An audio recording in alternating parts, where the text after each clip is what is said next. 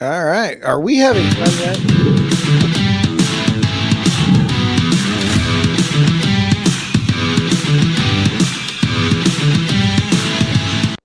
All right. We have David Blackmon. Have you ever had those three guys that are walking into a bar and all of a sudden they realize we stopped and it was a presidential debate last night? Holy smokes, Batman. David Blackmon. How the hell are you?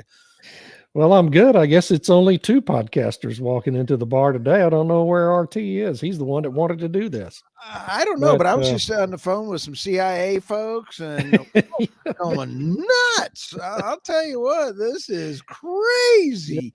Maybe he ran into a roadside CIA checkpoint. Here he comes.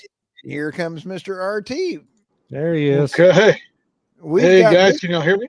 Yeah. Yes. Mr. RT. Awesome. Mr. RT is one of them big dogs over there at Pecos operating, and also the host of The Crude Truth. David Blackmon is the host of The Energy Question. He is a Substack contributing author, and I'll tell you what, this is a crazy old thing here. Last night's debate, guys, I know we're going to talk about Chevron. This is a big deal. But here, I want to let this one slide sink in about last night. And we're looking at this. This is a direct quote from Barack Obama. Do not underestimate Joe's ability to F things up, Barack Obama. And I guarantee you he said that a few times last night. Oh, he said it a bunch of times. And I have a mea culpa to do because I obviously underestimated his ability to bleep things up in that debate. And I also am guilty of questioning Trump's judgment in agreeing to the debate in the first place. And I should have known better. I'll tell you what, I thought that it was going to be Joe Biden's double, because there was always the thing saying that he was either, if he was not hyped up on Red Bull, if he was like he was in the thing, it was going to be a body double. And he, sure enough, in the first minute, I knew it was him because it was so bad. It was stunning how bad it was. It was different. And I mean, the way Trump just was patient and just let him talk, and he talked himself right into every single one of those pickles that he got into. There are some wonderful things where Trump is just looking at him going, oh, the split screen was devastating for Biden. I think CNN, absolutely devastating. I despise them as a journalist. I think we all do. Everyone should. I think it was 100% well orchestrated setup. I think that they pulled it off flawlessly, and I think that they did a great job for what they needed to do. Yeah, and including not shooting him up with the same cocktail of prescription drugs that he was on at the State of the Union last night. He just gave a speech today somewhere. I don't know where. He's reading it off a teleprompter. And apparently they had given him the drug cocktail, but he's yelling, screaming, and hyped up. And, I mean, that's who I expected to show up last night. Obviously, I was wrong.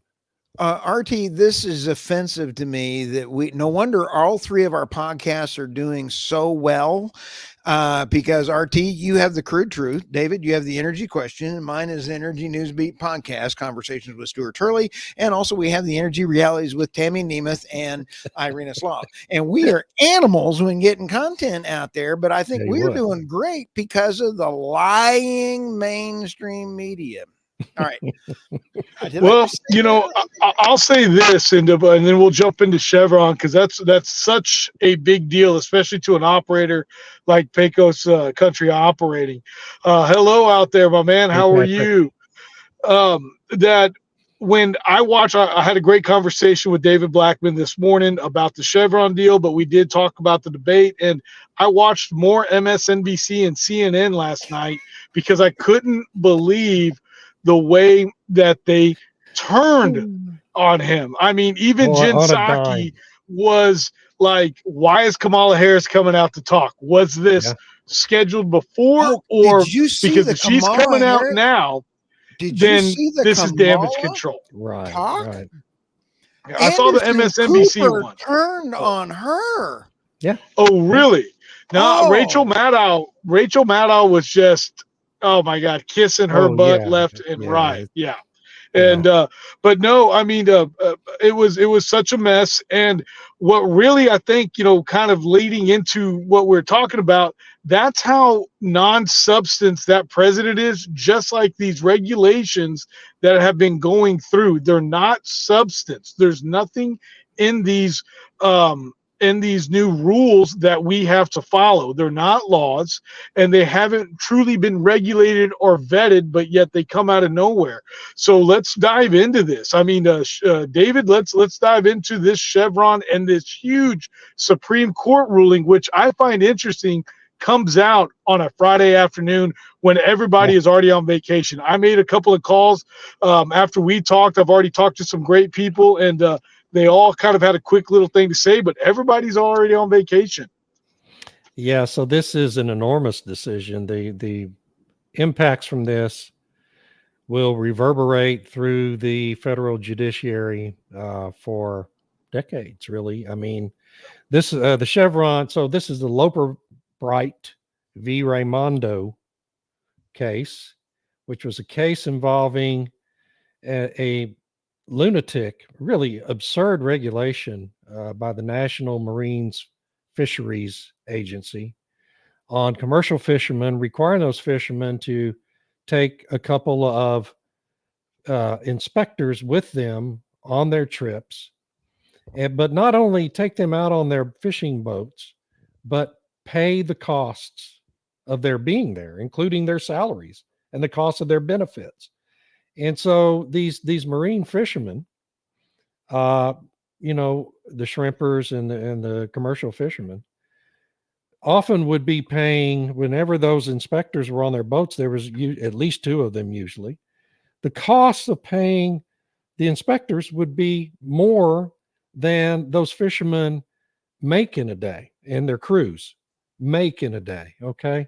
So it's just an incredibly onerous regulation. The Supreme Court, ruled that overturned that the regulation was not in compliance with the statute. And in the process said also rescinded the Chevron deference in a 6-3 decision. Now, the Chevron deference was put in place 40 years ago by the Supreme Court, a 6-0 decision by the Supreme Court. 3 justices didn't participate in that decision, I guess because they didn't want to be seen voting against it. And basically what it says is it orders federal courts to defer to the judgment of the regulatory agency when they are issuing regulations under a statute whose language is vague. Okay. And so the courts basically ceded expertise, legal expertise, to the legal counsels within these federal agencies on the assumption that those federal agencies would employ attorneys who operated in good faith, were conscientious people, and had what's best for the country in mind.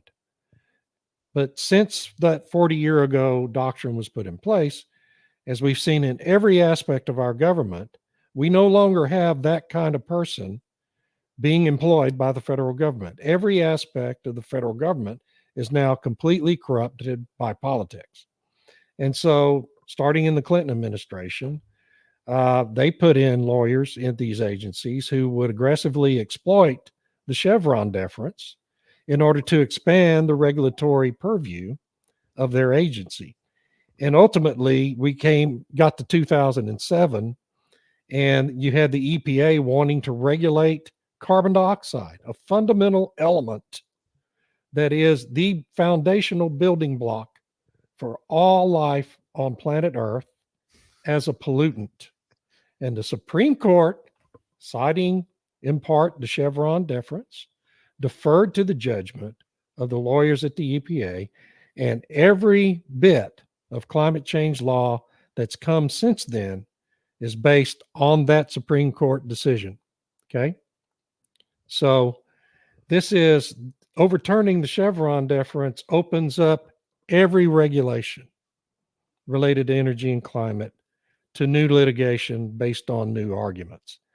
It's going to take years for all of it to come about, but the impacts are, and not just where energy and climate are concerned, but all regulation that have been enacted since then will now be open to question. And it's going to be a trial lawyer's paradise for a while. Anyway, sorry, Stu. So if I understand this correctly, and that is, if it's open to interpretation, that what we have just heard today is that Congress needs to do their job. I'm sorry, I had to clean this up. This is a family show. So they need to do their, in the words of Barack Obama, effing job. Instead of just throwing crap legislation out there, they need to actually have experts help write the laws. Well, that absolutely, yeah. But use the Endangered Species Act as an example here. Okay. You know, the Endangered Species Act is actually pretty well written and pretty clear in its intentions and its meaning and the limitations it's supposedly put on the U.S. Fish and Wildlife Service. But since Chevron was put into place, and it's called Chevron because it was related to a case that Chevron was involved in. Anyway, since Chevron was put in place, you've had these radical activist groups like the Center for Biological Diversity and Earth First and a couple of others use the Chevron deference to convince lawyers within fish and wildlife to rule that species that clearly are not threatened or endangered in any way, like the dune sagebrush lizard, like the sage grouse that has an open hunting season on it in Wyoming, as endangered due to the diminishing habitat principle, right? Which is not at all a part of the Endangered Species Act. And so all those listings are also going to be opened up to potential litigation. Let me ask that after we talk. Hey, Patrick, it's great seeing you. You can bet oil and gas companies all that have their lawyers researching every policy that can be challenged or reversed. Yes, there's going to be a massive mountain of new litigation related to this stuff. On a follow-up, would it go in RT on an oil well with the lizards out there, you know, them little tiny lizards out there that there's 17 bazillion of them running around out there? Will this help the guys start drilling again? And another follow-up question is can I, as a concerned citizen, tired of seeing eagles and whales dying because of wind farms, can I sue to have their hunting licenses as a wind farm revoked? You know, those are both great questions. I like how you use the wind farm in that second one. I think what this will do is definitely motivate us a little bit more to be in areas like, I always use New Mexico as my example. You know, the Permian Basin, as we all know, goes, you know, I consider East New Mexico part of West Texas, as we all do for oil and gas purposes. But, you know, it's very not friendly. And so what we now have is an opportunity to actually be able to go to these areas and not worry about, you know, David's written on several times about the lizards and the Endangered Species Act. I've said this before, you know, places like the EPA and stuff have made great rules, and I like clean water just like everybody else, but they overstepped their boundaries. And you know, guys, this is something that we have had great opportunities talking about over the last couple of months, us and our other team included in Michael Tanner and Christy Kearns, that we've been able to talk with several legislative individuals from Representative Pfluger to Senator Ted Cruz about legislation through regulation. And this is really a large step towards getting rid of that to allow us to, one, continue to do our job, but like you said, Stu, let Congress be the one to make these laws that go into place. Don't just find a way in a loophole for a lawyer to do this and stymie half of our economy. That's a little much there, but you know what I mean. It stymies the economy of the oil and gas industry, which then slows down the United States oil and gas, or which then slows down the economy of the oil. Wow, Joe Biden it up here, which then slows down the economy of America. Sorry. You know, I'm sorry. You said, hey, you got to go like F things up again. Don't you? I want to know what he was thinking with his head on the desk, last night. Who, Obama? Yeah. His fourth term, God. is toast.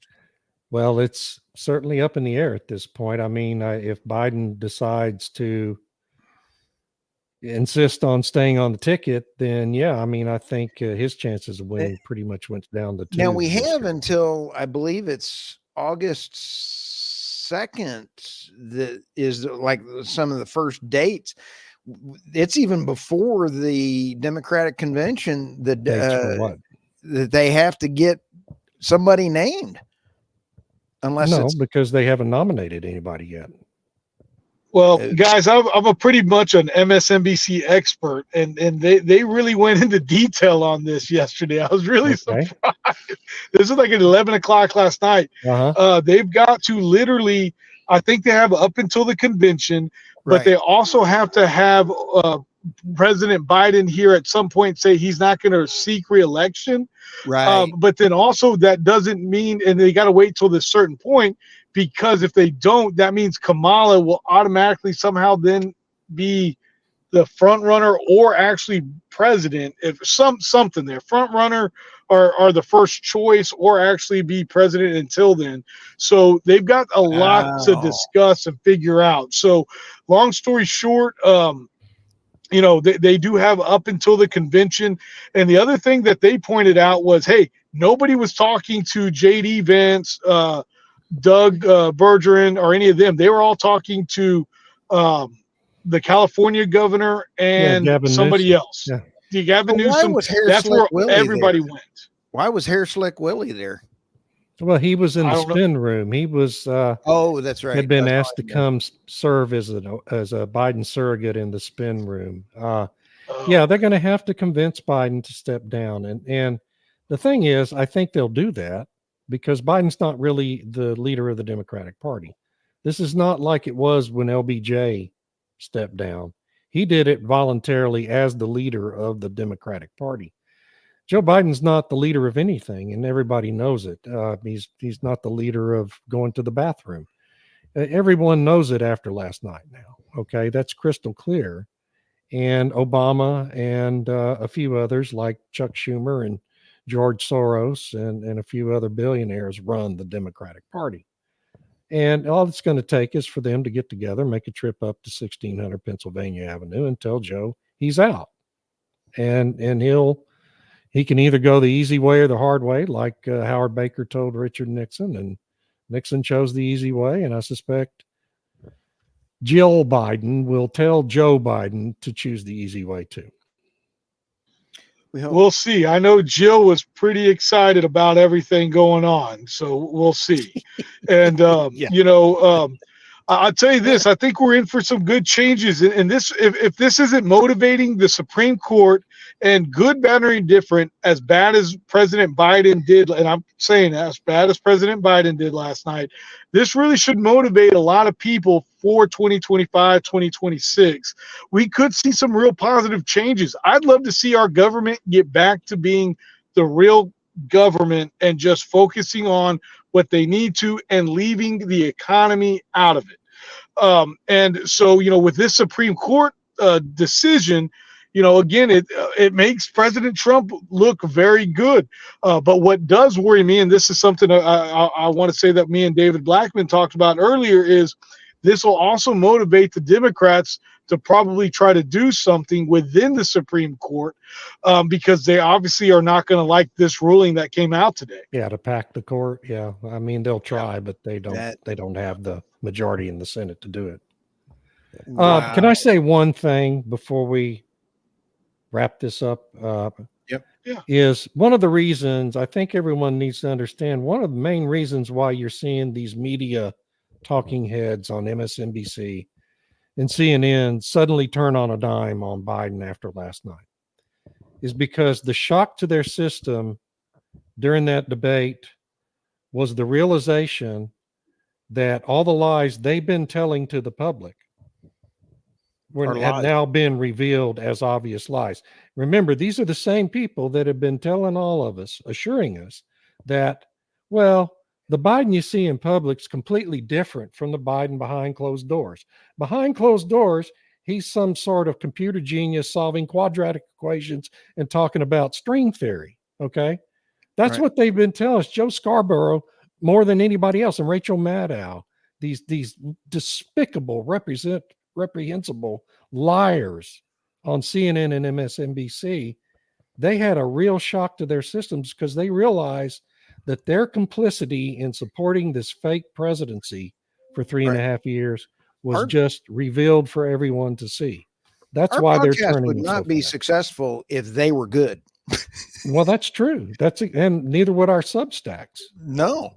Hey, I want to give a shout out to Vance again, Dr. Vance Ginn. He is a former Trump economist, and he's got an invite to all your 2 podcasts and also the 3 podcasters. So we're going to bring him back on to talk on some of this stuff in the near future. He's a cool cat. By the way, I've secured an interview with Megan Lapp.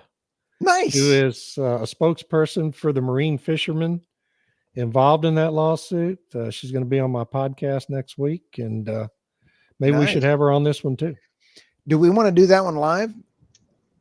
Yeah, I'm gonna convince her she should do it live. Yes, I think we should. Okay. Since I know. Well, that's awesome. So with that, we have Patrick Devine, and this was a fun one for a short Friday. Hope everybody. Thank you. I just threw up. Thank you, Mr. Patrick. Thank you, Patrick. By marriage, he's a cousin by marriage. Yeah. Oh my goodness. All right. So with that, hey, this was the 3 podcasters. RT, your last thought coming around the corner. Hey, everybody, get excited. We got big changes coming. Let's just keep going. We got the July 4th. Remember that we are an independent country. We do have to stand up for ourselves. So this is motivating, y'all. And I hate to say that you see somebody kind of fall to get motivated. The Supreme Court ruling today. God is good, y'all. And let's just continue. And thank you to everybody watching. We appreciate it. David, last word to you. God bless America. God bless America. And God bless everybody that is on X. I absolutely love X. It was entertainment last night. Have a great time, guys. We'll see you guys later. Have a great weekend.